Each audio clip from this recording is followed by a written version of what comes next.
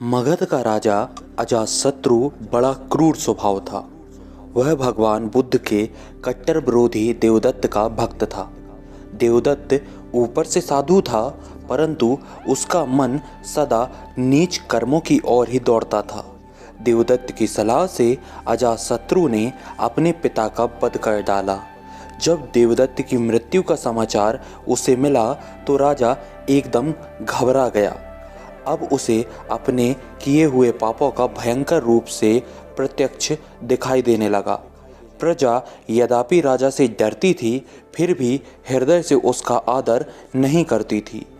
एक दिन उसने अपने मंत्रियों से कहा, मुझे एक ऐसे गुरु की बड़ी आवश्यकता है जो मुझे समय पर उचित और अनुचित का बोध करा सके और अन्याय करने से रोक सके। मंत्रियों में बहुत से देवदत्त के ही समर्थक थे। उन्होंने तत्कालीन विद्वान पुराण कश्यप घोषाल, अजीत केसकंबल, काकायन, संजय बेलाड़ीपुत्र तथा निगंठनाथ पुत्र के नाम लिए। प्रधान मंत्री जीवक जरा गंभीर स्वभाव का व्यक्ति था। वह चुप ही रहा। जब राजा ने उससे अपना मत प्रकट करने का आग्रह किया, तब जीवक ने कहा, हे राजन, इस समय भगवान बुद्ध मेरे प्राम कुंज में अपने 1300 भिक्षुओं के साथ ठहरे हुए हैं।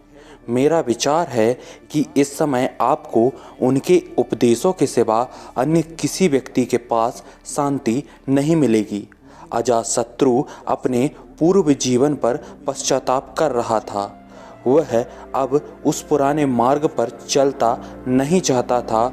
उसने जीवक के प्रस्ताव का स्वागत किया और भिक्षुओं के लिए उपयुक्त भेंट लेकर भगवान बुद्ध की सेवा में प्राम कुंज में उपस्थित हुआ। वहाँ भिक्षुओं के सरल पवित्र आचरणों का तथा बुद्ध के उपदेशों का उस पर बहुत प्रभाव पड़ा और बुद्धि की शरण में अजातशत्रु आ गया। वह बुद्ध का अनुगत हो गया। एक बार भिक्षुओं में चर्चा चली कि देवदत्त के द्वारा राजा को कितना पथभ्रष्ट किया गया। तब भगवान बुद्ध ने कहा, अजातशत्रु ने इसी जन्म में भूल नहीं की है, इससे पूर्व भी उसने भयंकर भूल की थी। ऐसा कहकर उन्होंने अजातशत्रु के पूर्व जन्म की एक कथा इस प्रकार सुनाई, जो मैं आपको सुनाने जा रहा हूँ। एक बार जब बनारस में ब्रह्मदत्त राज्य करता था, उस समय बोधिसत्व का जन्म एक धनी ब्राह्मण के घर हुआ। सयाने होने पर उन्होंने तक्षशिला में जाकर वेदों और शास्त्रों का अध्ययन किया। बनारस आकर उन्होंने अपना एक विद्यापीठ खोला, जहाँ 500 ब्रह्मचारी भिन्न भिन्न विषयों का अध्ययन करते थे। एक विद्यार्थी की जिज्ञासा पर बोधिसत्व ने उसे मृतक संजीवनी विद्या सिखा दी। इस विद्या को सीखने से उसका नाम ही संजीव पड़ गया। एक दिन कुछ अन्य आश्रमवासियों के साथ संजीव वन में लकड़ी लाने गया था। वहाँ उसे एक मरा हुआ सिंह दिखाई दिया। संजीव अपनी विद्या का प्रयोग करने की प्रबल लालसा को रोक ना सका। उसने अपने साथियों से कहा, देखो, मैं अभी अपनी विद्या के द्वारा इस मरे हुए सिंह को जीवित किए देता हूँ। उसके साथ ही संजीव के इस चमत्कारपूर्ण कार्य को देखना चाहते थे, परंतु इस डर से कि कहीं जीवित होकर सिंह उन पर आक्रमण ना कर दे, वे कुछ दूर पेड़ों पर चढ़कर संजीव की विद्या का चमत्कार देखने लगे। संजीव ने मंत्रों का उच्चारण किया, एक डंडे से सिंह के शरीर को छुआ और कुछ और प्रयोग किए। धीरे धीरे सिंह में चेतना आ गई। वह एक अंगड़ाई लेकर उठ बैठा। संजीव अपनी विद्या की सफलता पर बड़ा प्रसन्न था। उसने सिंह के शरीर पर हाथ फेरा, परंतु सिंह भूखा था।